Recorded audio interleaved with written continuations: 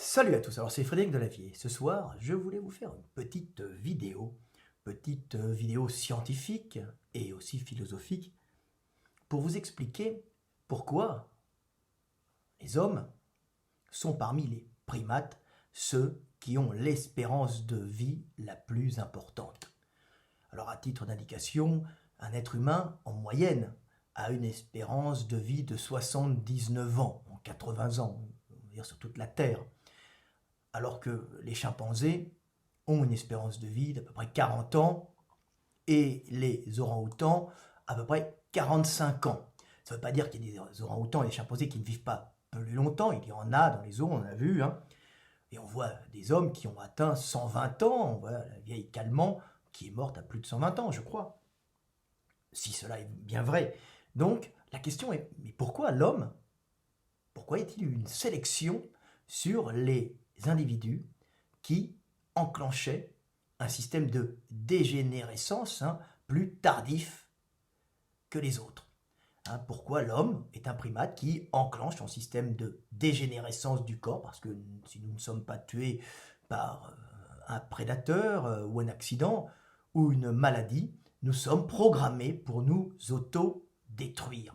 Alors bien sûr, nous sommes programmés pour nous auto-détruire parce que le monde changeant autour de nous, là, c'est pas de la philosophie, mais c'est de la philosophie et de la science en même temps, le monde changeant autour de nous, pour que notre espèce survive, il est bon que les individus changent aussi. C'est pour ça qu'il y a un renouvellement des générations avec des individus qui seront précisément sélectionnés avec des mutations aléatoires, ou même de l'épigénétique, dont la réapparition des mutations, ou d'exprimer, pas de mutation, mais la réapparition d'expressions de mutations qui étaient en silence en fonction du milieu qui peut changer. Donc comme le milieu change, les hommes doivent changer pour pouvoir vivre et continuer à s'épanouir dans ce milieu et transmettre la vie au maximum. C'est pour ça que nous mourrons pour laisser la place à des individus plus adaptés au milieu qui a lui-même changé.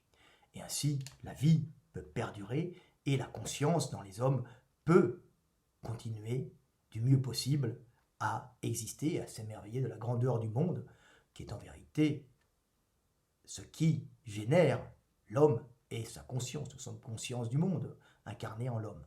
Mais pour que cela se passe du mieux possible, nous devons mourir et laisser la place à des individus plus adaptés au monde qui change, pour pouvoir aimer et être aimé du mieux possible. Alors, mais pourquoi l'homme a-t-il une espérance de vie qui a augmenté par rapport à ses ancêtres? Pourquoi l'homme vit-il plus longtemps? Alors, je ne parle pas de l'homme du Moyen-Âge ou de l'homme de l'époque antique. Je parle de l'homme, de l'évolution de l'homme en tant que primate qui est sorti de la forêt pour aller en savane et pour devenir progressivement ce que nous sommes. Pourquoi, en devenant ce que nous sommes, nous avons vu notre espérance de vie augmenter alors que les autres primates se maintiennent à peu près à une espérance de vie bien plus basse, avec un chimpanzé qui est à 40, allez, certains ont atteint, je crois, 75 ans dans des zoos, mais globalement, ils vivent bien moins longtemps. Dans les zoos, ils sont soignés avec des antibiotiques et tout, mais ça va moins que les hommes. Pourquoi? Alors pour cela, j'ai écrit un petit texte pour vous expliquer la cause et le secret en même temps de notre espérance de vie plus importante, et vous allez comprendre qu'elle est liée au verbe. Et le verbe, c'est ce qui fait l'homme, qu'elle est liée à cette chose fondamentale qui est la parole, qui est le verbe humain, ce langage si particulier que seuls les hommes ont, avec des notions de temps qui lui sont intégrées, qui sont des outils dans ce langage, dans des notions de temps si propres à l'homme, mais aussi à l'éléphant, d'une façon un peu plus archaïque, et aussi tous ces mots techniques, ces compressions de données sensorielles, ces compressions de données en son qui nous permettent de parler, en fin de compte, beaucoup plus rapidement. Donc je vais de communiquer beaucoup plus rapidement des informations complexes. Alors je vais vous lire ce petit texte que je vous ai écrit, qui je l'espère vous fera comprendre pourquoi nous sommes ainsi et pourquoi nous vivons bien plus longtemps que nos cousins, les singes, les autres primates. Ce petit texte s'appelle « Notre langage a augmenté notre longévité ». Notre longévité, importante pour un primate, est une sélection génétique directement liée à notre langage évolué et extrêmement complexe. Avec ses compressions de données en sons, que nous appelons les mots, et surtout avec ses notions de temps permettant de se remémorer le passé et de transmettre tout un enseignement fait d'expériences individuelles salvatrices réalisées par ceux qui nous ont précédés et permettant aux hommes de mieux survivre en contrôlant leur milieu. Ainsi, la possibilité de transmettre par le langage des informations sur une expérience vécue par nous-mêmes, ou par ceux que nous avons croisés, ou même par ceux qui sont morts, est le propre des hommes.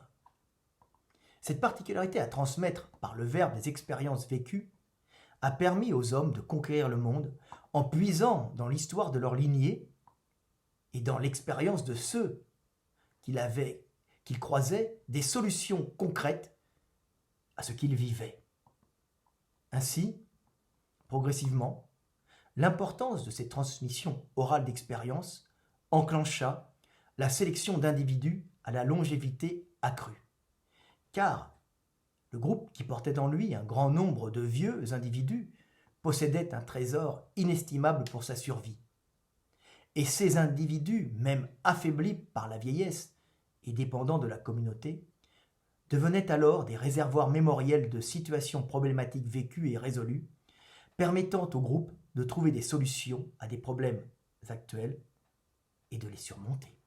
Voilà, j'espère que vous avez compris pourquoi nous vivons plus longtemps, tout simplement parce que l'homme d'un certain âge peut être utile au groupe, il ne devient pas un poids à traîner, même s'il s'affaiblit, même s'il faut le nourrir, même s'il faut l'aider à marcher, même s'il faut l'alimenter, il est souvent dépendant, mais le savoir qu'il a acquis par son expérience de vie et parce qu'il a appris des autres hommes qui l'ont précédé, peut aider le groupe et les individus qui le composent à affronter le monde et à surmonter des problèmes qui risqueraient d'emporter le groupe et les hommes qui le composent. C'est pour ça que nous sommes des primates vivant plus longtemps, uniquement parce que notre langage, avec ses notions de temps et ses compressions de données en sons que nous appelons les mots, ont rendu justement la mémorisation importante de données utile. Utile pour le groupe, l'homme pouvait enfin mémoriser un tas de données qu'il pouvait retransmettre, utiliser dans ses conversations, en allant chercher dans ses souvenirs des situations passées, je parle du passé, donc ces notions de temps, et on va chercher dans ses souvenirs des situations où nous avons survécu, où d'autres sont morts pour les éviter aussi. Et nous pouvons ainsi retransmettre, l'homme est devenu historique, tout cela aux hommes qui nous suivent. Et c'est pour ça que notre civilisation, l'humanité, s'est bâtie autour du langage. Et le cerveau a explosé en volume, et notre espérance de vie aussi, à partir du moment où nous avons trouvé de façon très fortuite au départ des outils linguistiques nous permettant de parler du passé, donc les notions de temps, je vous expliquais comment ça venait, par la bipédie et l'indication en savane de je vais, le futur, je viens, le passé, on met un son sur des gestes et on se retrouve en enlevant les gestes avec des notions de temps dans le langage permettant de parler du passé et d'envisager à plusieurs le futur, ce que seuls les hommes sont capables de faire. Ça ne veut pas dire que les animaux ne pensent pas au passé et ne pensent pas à l'avenir, mais ils sont incapables de communiquer sur ce qu'ils ont fait et ce qu'ils veulent faire, même s'ils arrivent un peu à expliquer les choses, ils ne peuvent pas être des êtres historiques ayant cette mémoire en eux, cette mémoire linguistique, cette compression de données qui prend peu de place en fin de compte, mais qui devient de plus en plus utile et notre cerveau se développe parce qu'elle est utile. Cette compression de données en son permet de communiquer beaucoup plus rapidement et évite la lenteur de la transmission de l'information par le langage qui est terriblement dur, puisque si nous pensons en sensation, nous utilisons trop d'énergie et trop de neurones, ce qui ralentit la pensée. Il vaut mieux, à ce moment-là, comme les animaux, marcher en réflexes conditionnés, qui sont, en fin de compte, des automatismes de réaction en fonction de ce que nous avons vécu. Donc, nous avons fui un lion à gauche en nous baissant en montant. Ça, sous stress, ça s'est imprimé en nous, et la prochaine fois, nous allons le faire encore plus rapidement.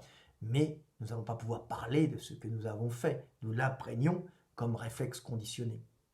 Si nous commençons à vouloir l'exprimer sans les mots, ça prend énormément de temps et d'énergie. Donc il y a cette mémoire qui peut être utilisée rapidement quand il y a cette interface sonore qui est une compression de données en mots. Quand tu penses à ta maman, tu dis maman, tu ne penses pas le son, l'odeur de ta mère, la texture de ta mère, la couleur de ta mère, la forme de ta mère, la voix de ta mère. Tu dis maman et tout est mis dedans, ça va beaucoup plus vite. C'est pour ça qu'on peut parler à ce moment-là de choses beaucoup plus complexes parce que ça va plus vite et on peut enfin communiquer. Et il y a des sélections d'individus avec des sélections, des mutations génétiques entraînant des proliférations neuronales dans les zones de la mémorisation et de la cognition. Autrement, c'est inutile sans ces outils linguistiques. Il vaut mieux avoir un cerveau plus petit et marcher en réflexe conditionné. La mémorisation importante n'a de valeur que quand la mémoire peut être utilisée d'une façon rapide et transmise rapidement et comprise rapidement grâce à cette interface sonore qu'on appelle le langage humain, comportant la compression de données en mots et les notions de temps fondamentales à la possibilité d'aller chercher dans ses souvenirs des histoires passées pour les projeter dans un futur possible. Donc c'est pour ça que l'homme s'est développé et c'est pour ça que l'homme a été sélectionné avec une grosse tête pour mettre une grosse mémoire permettant de parler de choses passées pour, en discutant de ce que nous allons faire, donc de se remémorer le passé, un passé mémoriel, des fois mythifié, et ensuite d'envisager un avenir possible à plusieurs pour maîtriser le monde. Voilà. Et ainsi s'enclenche aussi automatiquement la sélection d'individus qui meurent, qui se dégradent plus tard, ce qui permet justement d'accumuler beaucoup de mémoire utile à la survie du groupe qui est stockée dans ces individus, même s'ils vieillissent et s'affaiblissent. Voilà, c'était juste une petite vidéo pour vous expliquer pourquoi nous avons été sélectionnés plus vieux. Alors évidemment, maintenant, nous n'avons plus besoin de cette mémoire, on va dire, inscrite dans nos neurones, puisque on peut la mettre à l'extérieur, dans des livres, ou même dans nos ordinateurs. Mais à la base, sans notre technologie, nous avons conquis ce monde grâce à l'accumulation de mémoire compressée en mots dans notre cervelle. Et c'est pour ça que nous avons grossi, notre cerveau s'est développé, pas parce qu'il y a eu un gène du développement du cerveau, mais parce que le développement du cerveau devenait enfin utile, parce qu'il pouvait, grâce aux compressions de données en mots et aux notions de temps, penser rapidement. Un gros cerveau pensant lentement est un cerveau inutile. Il faut marcher avec un plus petit cerveau en réflexe conditionné. Donc à ce moment-là, le cerveau s'est développé grâce à la découverte fortuite d'outils linguistiques.